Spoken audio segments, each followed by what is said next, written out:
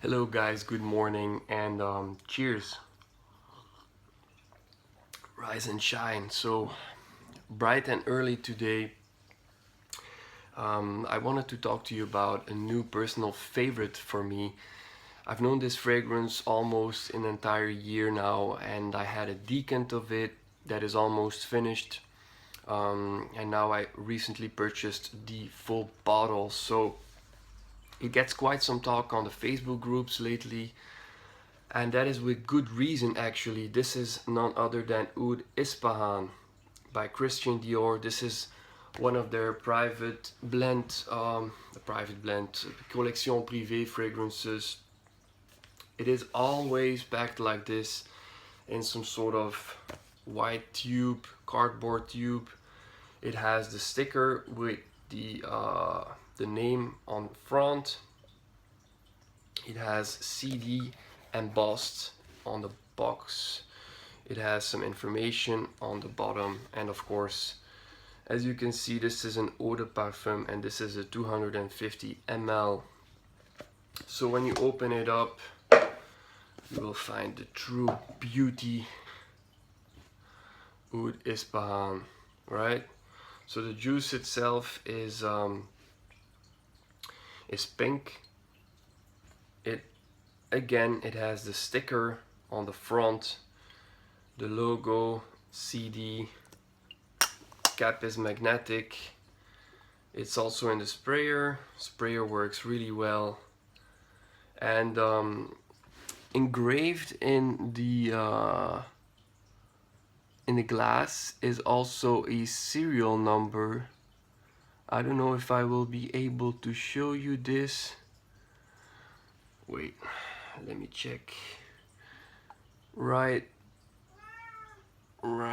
there. I don't know if you can see that, but on the top, well, anyway, mine says 6PO2, which means it is a 2016 bottle. So yeah, Oud Ispahan. Let's start off with a little bit of background on this fragrance. The collection privées have been around since a pretty long time now. Oud Ispahan is made in 2012. The perfumer itself is Dior's in-house perfumer. He is a very well talented guy. His name is Francois de Machy. He made all of the Dior Homme fragrances, the latest Fahrenheit releases, and pretty much everything else you can think of. He's like I said, the in-house perfumer for Dior. And with Oud Ispahan, he did something extraordinary in my opinion.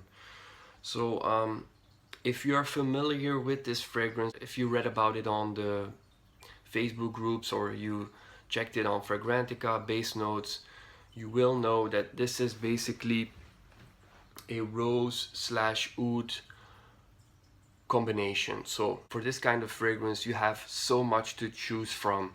There are so many alternatives, and you would think that it would be extremely difficult. He did a marvelous job on Oud Ispahan. Let's just start off by saying that this is a rose slash oud based fragrance. Those are the two most prominent notes or elements. And you would think, given these two kind of notes, the competition is really high. There's a lot of stuff to choose from. It would be difficult, for Francois de Machy to make it stand out and making it truly unique on itself, but he succeeded, and it's truly a masterpiece in my opinion. I think the best thing he could have done is making the note pyramid, the note breakdown, the complete list of ingredients so simple. It is marvelous through simplicity. That's probably the best way to describe it. So there's not too many elements to it. It opens up with labdanum. It's not something that gets a lot of use in fragrances up until lately, but it gives the fragrance an airy floral impression that is truly, yeah, it's somewhat energizing. It's nothing to be compared with, you know, like bergamot or citrus. It's not that type of energizing, but it kind of awakens my senses. And in the mid, you get patchouli, and in the base, you have sandalwood, rose, and agarwood. Now, let's be honest here. Note pyramids, it's all fun and games, but truly, there's only a couple of notes that will always dominate or take the upper hand in the fragrance composition. And with this fragrance, like I've said before, it's rose and oud. So the labdanum, the patchouli, and the sandalwood, well, they're pretty much, you know, background elements that only support the main theme here. And like I said, it opens up really airy, really bright, and light-hearted, yet it makes a very powerful impression. In the Dior Privé collection, you have a couple of oud-based fragrances. They all contain some medicinal, clean, sharp, pungent type of oud. Nothing other than what you get in Oud Ispahan. Really interesting to see that this fragrance turns out from a airy, light-hearted floral fragrance into a somewhat animalic, dirty, a little sweaty even type of a dry down. Bear in mind, this fragrance does not have any sort of animalic notes. It doesn't contain civet like leather oud. It doesn't have a barnyard type of a scent. It might depend, you know, on your skin. You know, there's always the thing of skin chemistry, but with me this is the case. So something that is not listed in the notes itself and that I am really picking up, I get a little sort of incense. It gets a little bit incensey in a way. I'm not sure if it is maybe not listed and it is in there, or maybe I'm making stuff up, but yeah, it's definitely even a little incensey. And I think it'd rather be a combination of the notes, you know, giving me some sort of impression. But you know, that's what I'm here to do, you know, give you my impression. And that's basically it, guys. Going from something that is really floral in a delicate way. Probably he used like a Bulgarian type of rose with a labdanum and then a little bit of patchouli in the background, slowly evolving into a somewhat dirty, you know, pungent, oudy woody base. And that's all I can say for Oud Ispahan. It is marvelous on its own. Okay, now going into the complement factor with Oud Ispahan, you would think that, you know, a fragrance that goes a little bit sour, a little bit rancid, like I tell you, even a bit animalic in a way, that this type of fragrance would not be loved by many. Well, guess again, you know, Oud Ispahan is a true compliment getter, and I truly mean that from the bottom of my heart. I don't wear fragrances just for compliments. I bought this fragrance because I truly loved to wear it myself, and I couldn't see myself finishing the decant without buying the full bottle. But whenever I wear this, you know, people appreciate this scent. People will say that, you know, it smells good. Performance, you guessed it, enormous. Okay, longevity, 12-16 hours each time, and it projects really enormously the first couple of hours. Like the first 4 hours, it's a beast. Okay, and even then after 4 hours it will still linger, it will still project, but only moderately, just right enough for people to pick it up and for you to still smell it without, you know, overwhelming the entire city. Okay, so a great value with Oud Ispahan, if you ask me. These bottles are not cheap. They are expensive, at right around 300 euros or $300 for a 250 ml. But then again, you know, I only use like 3 to 4 sprays with Oud Ispahan and I'm set for the entire day. And some people will even say that, you know, Steve, you're crazy for wearing 4 sprays with this monster. And yeah, it's true, you know, it's such a powerful fragrance. Probably only 1 and 2 or 2 will suffice, but I like a fragrance to be sweeping. I like a fragrance to have some sort of strong impression. You know, if you've watched my channel before, you know I have a lot of heavy hitters. Oud Ispahan is a heavy hitter, okay?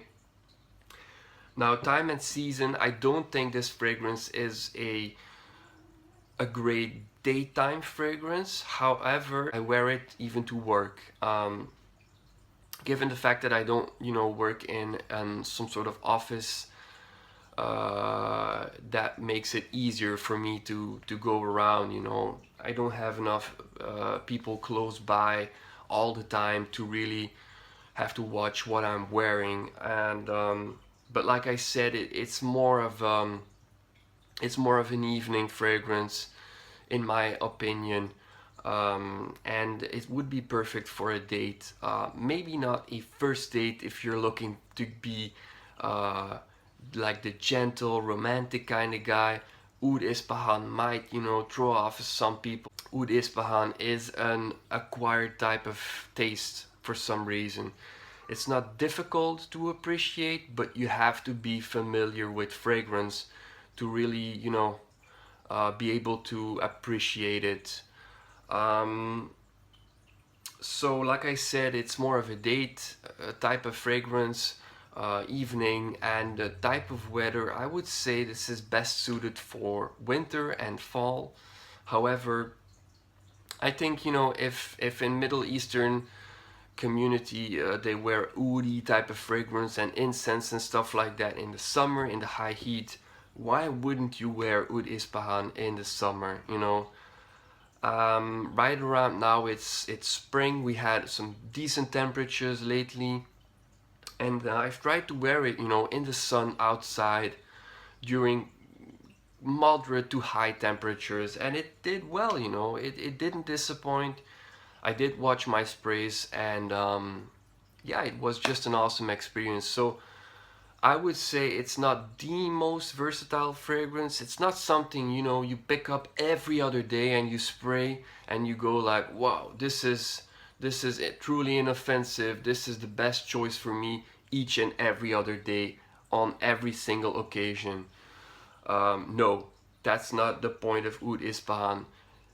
Being that it's so powerful and so delicate, yet turning into something that is so interesting in the dry down, it makes more of a colder weather evening slash date type of a fragrance. Okay, so final verdict, guys, I give this fragrance a 9.5 out of 10. You know, the overall feeling I have towards Oud Ispahan is hard to describe, but this will definitely be a bottle that I will enjoy a lot. You know, I will cherish this bottle, and it will get a lot of use. So thank you guys for watching this review. If you have any questions about this fragrance, please let me know. I will try to give you an answer as quick as possible. But yeah, that's basically it, guys. There's nothing to say anymore. Oud Ispahan from the Dior Privé. Thanks for watching. See you next time. What do you think, Noah? You like it? You like it? Don't you? I think you liked it. Yeah, I definitely think you liked it.